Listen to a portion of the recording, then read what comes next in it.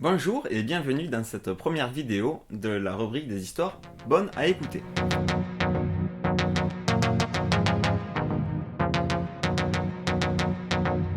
Alors avant de commencer l'histoire à proprement parler, je vais faire un tout petit aparté. Alors, ici donc c'est la rubrique des histoires bonnes à écouter. Dans les histoires de Vicam, on va sur le même personnage, donc dans toutes les rubriques, donc ce personnage s'appelle Keren. Ici, on est dans l'histoire bonne à écouter avec Keren un petit peu plus âgée, mais je vous invite également, si ça vous intéresse, si mes histoires vous intéressent, de consacrer quand même un petit peu de temps aux histoires belles à raconter. Le Keren est un peu plus jeune, les vidéos sont elles-mêmes pensées pour un public un petit peu plus jeune, mais ça pourrait vous intéresser. Ça pourrait vous intéresser tout simplement parce que l'histoire que je vais raconter se passe aux alentours des années 2200, donc bon, vous imaginez bien qu'il y a eu quelques petits changements. Et là où dans la catégorie pour les vidéos, pour les personnes un petit peu plus âgées, enfin un petit peu plus âgées, adultes tout simplement, on va traiter plus du fonctionnement de la société par exemple, donc l'emploi, l'économie, tout ça, et ce que ça entraîne aussi, et du coup aussi le vécu d'un personnage un peu plus adulte, donc ses états d'âme ou autre. Euh, mais dans les histoires belles à raconter, destinées à un public un petit peu plus jeune, nous traiterons des mêmes sujets, mais de manière peut-être un petit peu plus légère. Ce sera vraiment une histoire un peu plus racontée, il y aura un petit peu plus de péripéties, donc ça peut tout autant vous intéresser. Déjà pour en apprendre plus sur le personnage, et aussi pour en apprendre plus sur l'univers à proprement parler, de manière un peu plus concrète, parce que là on va parler plus des technologies, des nouvelles technologies ou autres, ce serait plus dans la rubrique un peu pour enfants. Pour enfants. S'entend. C'est pas, c'était quoi déjà Père Castor, c'est pas Père Castor non plus, hein, vous inquiétez pas, donc pour enfants, ça reste, je pense que ça pourrait vous intéresser également. Voilà, le petit aparté est terminé. Donc, nous commençons cette première histoire. Alors, dans cette première histoire, Keren, jeune homme de 28 ans, est un peu paumé, bon, même littéralement paumé. Je vous replace un petit peu le contexte, comme je disais, les histoires se passent dans les années 2200, dans une société qu'on pourrait considérer comme utopique. Le principe étant que selon moi, une société utopique n'est pas forcément une société fantaisiste. Donc, dans ces vidéos-ci, nous allons essayer de poser un petit peu le cadre de cette société, très rapidement. Déjà, il n'y a plus d'économie. Tout est basé sur, tout est basé sur une question de besoin. De besoin dans le sens où, à partir du moment où quelqu'un travaille, il a accès à tout ce dont il a besoin. C'est-à-dire qu'il va faire ses courses, il va s'acheter à manger, il va s'acheter de la nourriture, ou pour le logement aussi, pour pouvoir se loger ou quoi. Tout est calculé en fonction de, c'est un peu des quotas, enfin c'est pas vraiment des quotas, c'est oui, c'est une échelle de besoins. C'est-à-dire que ben, ce sera considéré suivant si on est seul, si on est en couple, si on est marié, si on a des enfants, les besoins ne sont pas les mêmes. Tout est calculé ainsi de manière très large malgré tout, tout simplement pour que les gens puissent également se faire plaisir, pas juste que ce soit le strict nécessaire, non, il y a quand même cette notion aussi de besoin, de plaisir. Voilà. Donc c'est pour ça que je dis une société un petit peu utopique dans ce sens-là. Le fonctionnement de la société, ben, tout est fait pour l'épanouissement personnel de la population. C'est-à-dire que ce soit des études jusqu'au travail, justement, les études amènent à ce qu'on occupe un travail qui nous plaît. Tout simplement parce qu'on s'est enfin rendu compte qu'en faisant un travail qui nous plaît, en étant bien notre corps et dans notre tête, bizarrement, on apporte plus à la société et à la communauté humaine. Voilà, tout simplement. Et dans ce cadre-là, à partir de l'âge de 25 ans, alors, les gens commencent à trouver un travail aux alentours de la vingtaine, hein, et à partir de 25 ans, parce que nous grandissons, hein, nos, nos goûts peuvent s'affiner, peuvent changer, à l'âge de 25 ans, tout le monde peut prendre, à partir de 25 ans, tout le monde peut prendre une période de 6 mois sans travailler, où les droits aux besoins, donc pour soit pouvoir prendre à manger ou autre, sont maintenus. Donc pendant 6 mois, ils peuvent ne pas travailler, à partir du moment où c'est dans le but d'une réorientation professionnelle, parce que leur goût a changé, ils ont peut-être envie d'essayer autre chose. Donc voilà, ils peuvent ça une fois dans leur vie, à partir de 25 ans, quand ils veulent. Plus tard, s'ils changent d'emploi à ce moment-là, plus tard, ils pourront changer également, sauf qu'ils n'auront plus cette période aménagée. Ils seront obligés d'occuper leur poste actuel tout en essayant d'organiser leur réorientation. Excusez-moi. Voilà. Donc, ça, c'est le contexte. Et donc, Keren, il est paumé. Keren, il est paumé tout simplement parce qu'il a 28 ans et qu'en effet, Il a fait la demande pour prendre ces 6 mois. Donc là, il est actuellement au deuxième mois de ces 6 mois où il est en train de réfléchir pour se réorienter. Alors, réorientation de quoi? Alors, mais Keren, il est illustrateur. C'est le travail qu'il occupe actuellement, il est illustrateur. C'est-à-dire que euh, certaines personnes lui adressent des messages qu'ils aimeraient mettre en image. Donc, ça peut être des journaux, ça peut être de la publicité, ça peut être voilà, des gens qui ont envie de passer un message ou autre, qui s'adressent aux illustrateurs. Et un illustrateur dessine, fait des dessins, font, voilà, des illustrations sur un thème. Keren adore dessiner. Il s'est naturellement orienté vers ce travail. Mais au fond de lui, il a toujours eu cette volonté de dessiner ses propres histoires, de mettre en image ses propres histoires. Donc, des années passant, il a occupé son travail.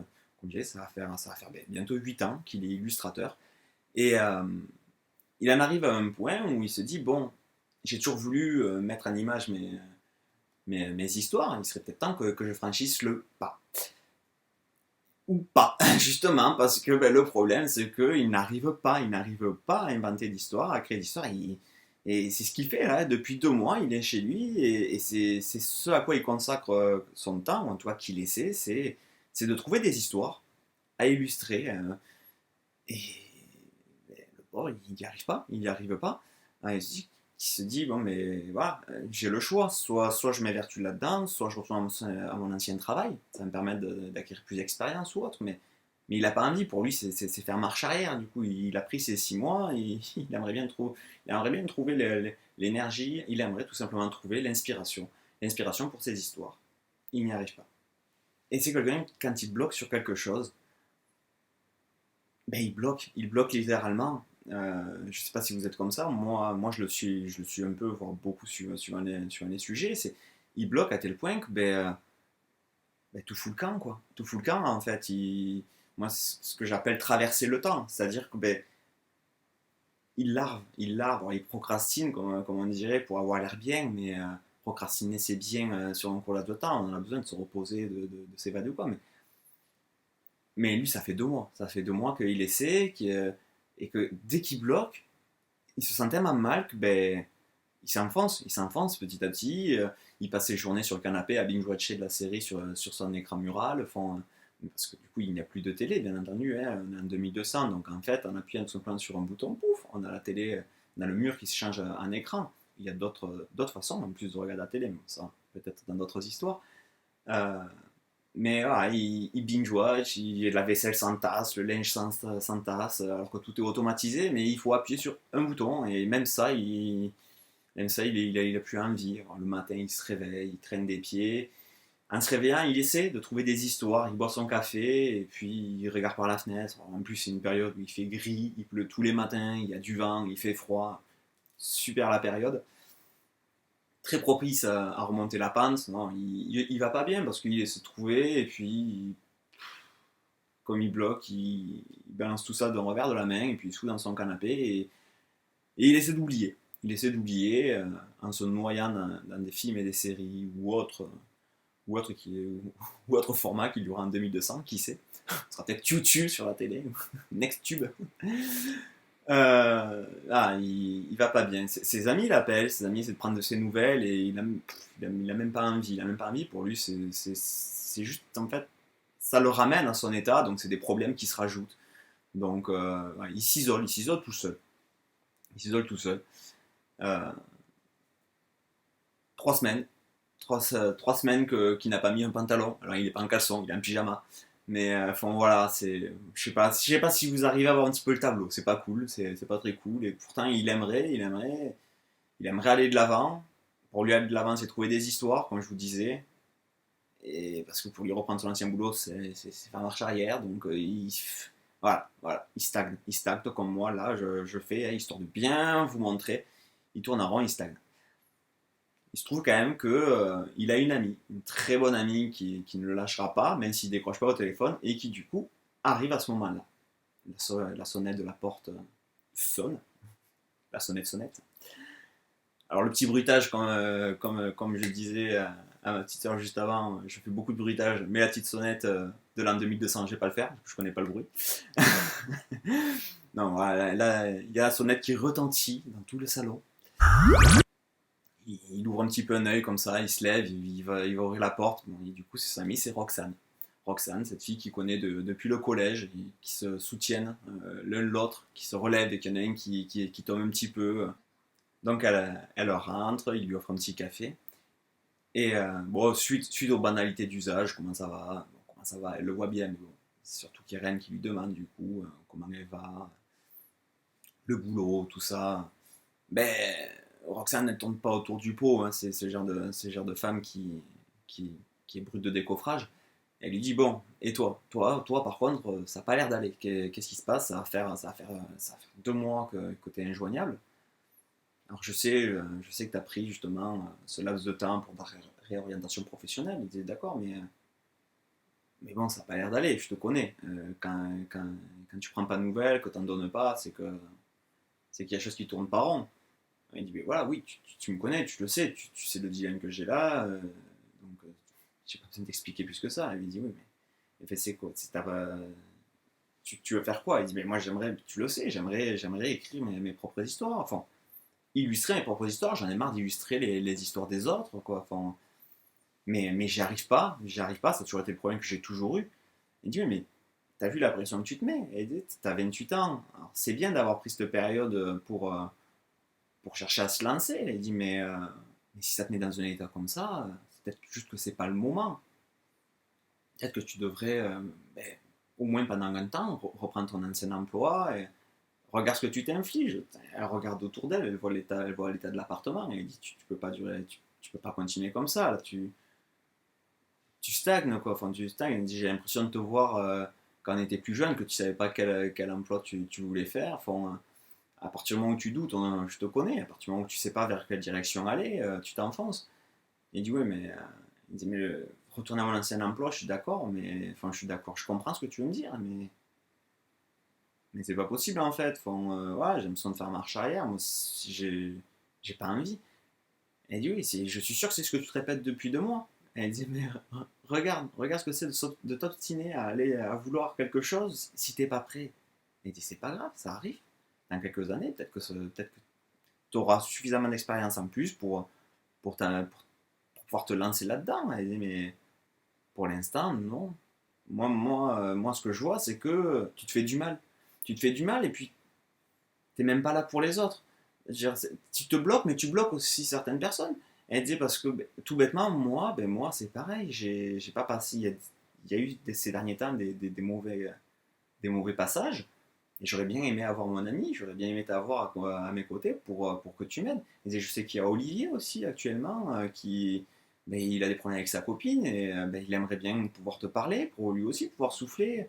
Et si toi tu nous contactais, ben, on pourrait souffler ensemble. On pourrait. Elle disait, mais tu te fais du mal et quelque part, ben, tu fais un petit peu de mal aux autres. Elle dit, c'est pas bon que tu restes comme ça.